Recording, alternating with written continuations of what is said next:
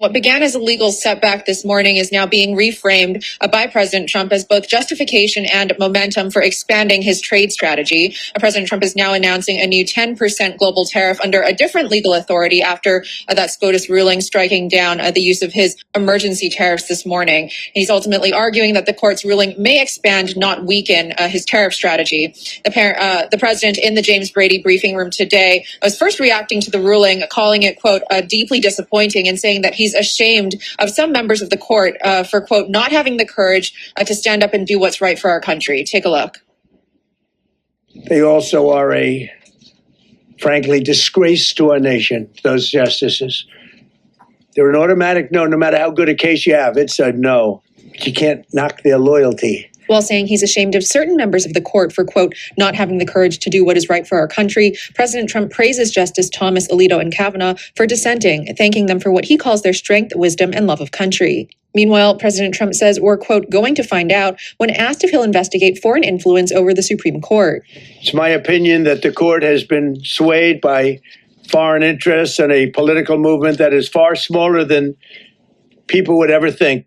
I think that foreign interests are represented by people that I believe have undue influence. They have a lot of influence over the Supreme Court, whether it's through fear or respect or friendships. He says this case is important to him as an issue of economic and national security more than anything else, demonstrating how he's used his tariffs over the past year to lessen trade deficit, settle wars, and reduce illicit drugs coming into the U.S. China had hundreds of billions of dollars in surpluses with the United States. They rebuilt China. They rebuilt the army. We built China's army by allowing that to happen. I charged China a 20% tariff as a penalty for sending fentanyl in. And that was 20 times more than they could make by selling fentanyl. What was on October 8th, when the Chinese government said that they were going to put a worldwide export control on any product that had 0.01% Chinese rare earths in it.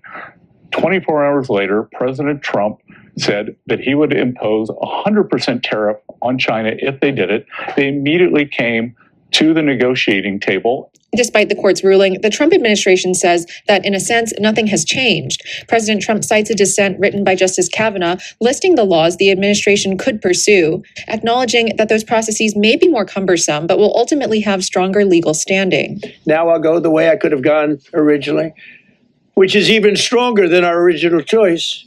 The Supreme Court has taken away the president's leverage, but in a way, they have made the leverage that he has more draconian because they agreed he does have the right to a full embargo.